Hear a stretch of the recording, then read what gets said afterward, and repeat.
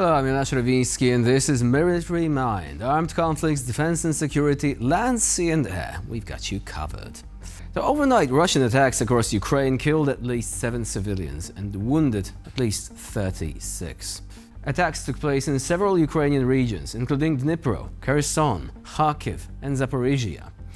Meanwhile, Ukrainian drones have set a number of oil tanks on fire at the Globokinskaya depot in Russia's Rostov region overnight. The local governor Vasily Golubiev said that 4 Ukraine-launched drones were destroyed over the region. No casualties were reported. In the wake of its now 3-week incursion into the Kursk region, Ukraine now controls 100 Russian settlements.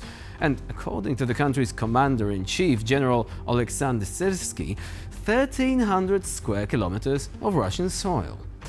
Amid Kyiv continued offensive operations, Russian forces have repelled several Ukrainian attacks south of Belgorod city.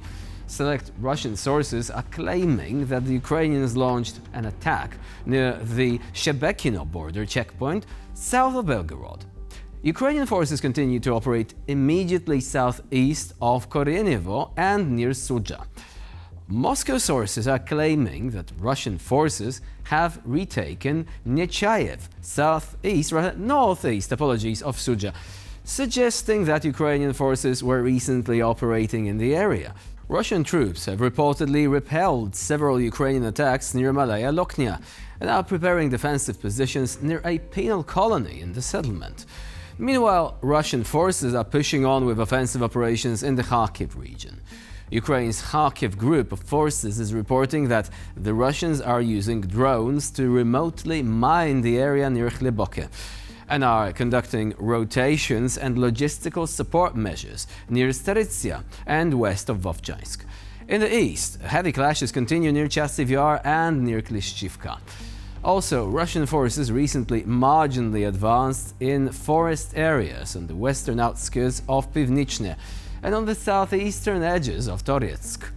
The Russians have likewise made significant tactical advances in the Pokrovsk sector.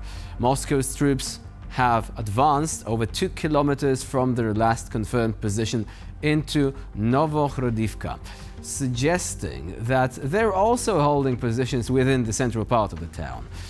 Russian forces appear to be prioritizing advancing along the railway line in Novokhodivka towards Pokrovsk instead of fighting through the entire urban area of the settlement.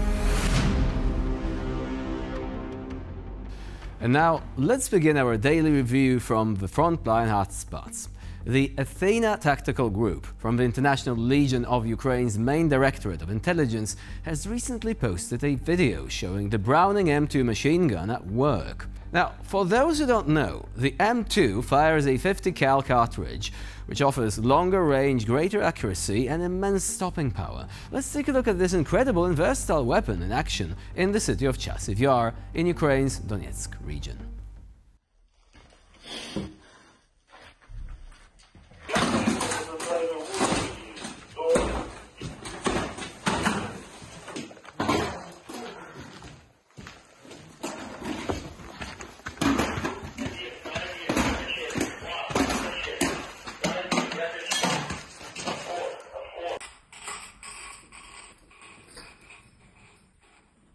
Давайте еще.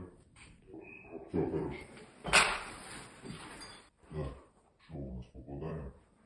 Попадаем. Ну что, пидоросня? Держитесь. Не идти. Открываю огонь.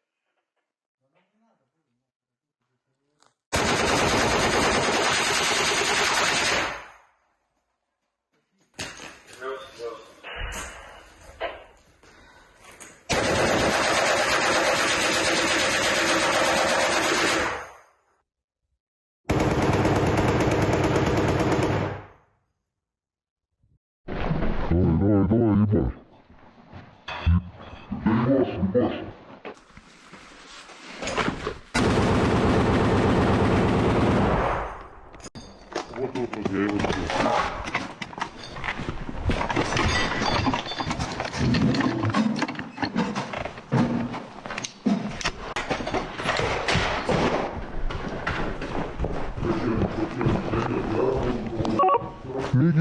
Микки Кальвадос, нет, 5 коротких. Как принял, нету, 5 коротких.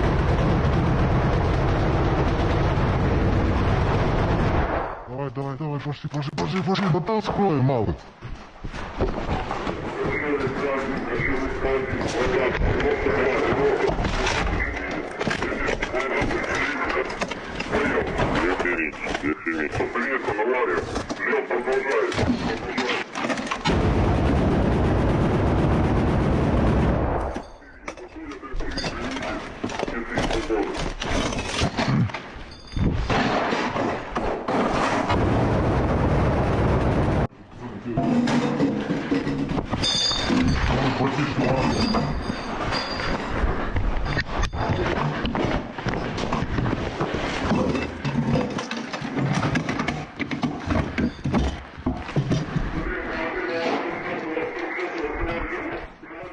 On Wednesday morning, soldiers of the Air Defense Unit of the 28th Mechanized Brigade hit another Russian Su-25 aircraft in the Kramatorsk area.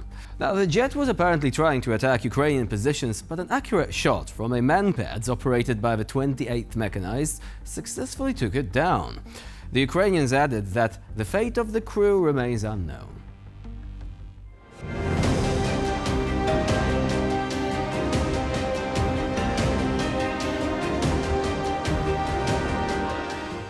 For those of you still wondering, this is not what air superiority is supposed to look like. Well, suffice it to say, Russia doesn't have a superiority over Ukraine. Never did, hopefully never will.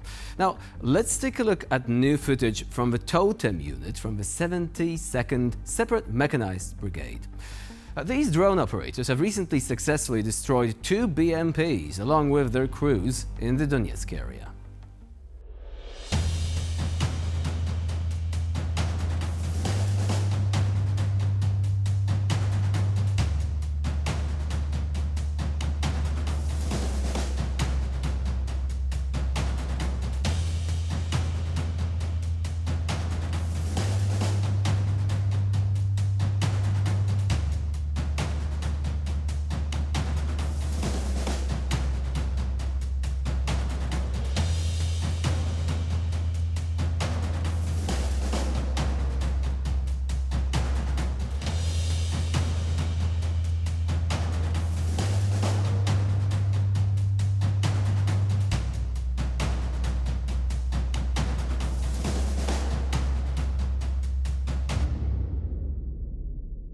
No wonder the Russian army is literally hemorrhaging infantry fighting vehicles by now. The whole Soviet industry had to work for decades in order for their output to now be completely obliterated by these little drones. It's quite ironic, really.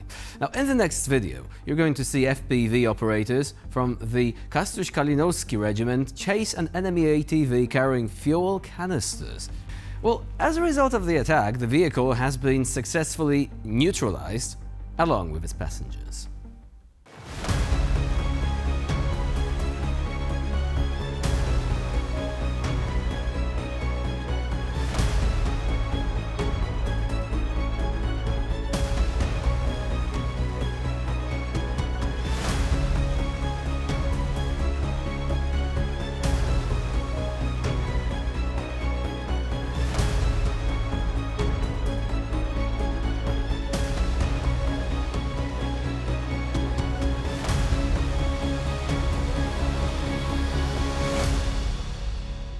And so another episode of Military Mind comes to an end. Please stay with us here on TVP World for more latest news and updates.